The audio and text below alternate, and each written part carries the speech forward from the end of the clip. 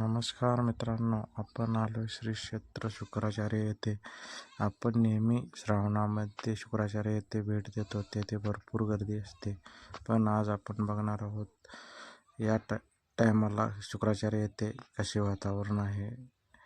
आपण कमानीतून खाली आल्यानंतर पायऱ्या उतरून खाली यावे लागते. खाली आल्यानंतर तिथे प्रांगण आहे. प्रांगणातून खाली पायऱ्या उतरून आल्यानंतर तिथे शुक्राचार्यांची माहिती लिहिलेली आहे. तिथून खाली गोमुख आहे. पुढे आल्यानंतर नंदीच्या पाया पडून आपण पिंडीच्या दर्शनाला जातो. पिंडीचं दर्शन घेतल्यानंतर तिथेच महाराजांची समाधीही आहे. तिथून पुढे आल्यानंतर बाहेरच्या प्रांगणात भव्य शांतता आहे. गर्दी नसल्यामुळे आपण थोडा वेळ शांत बसू शकतो.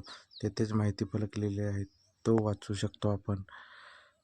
तसेच येथील साईडला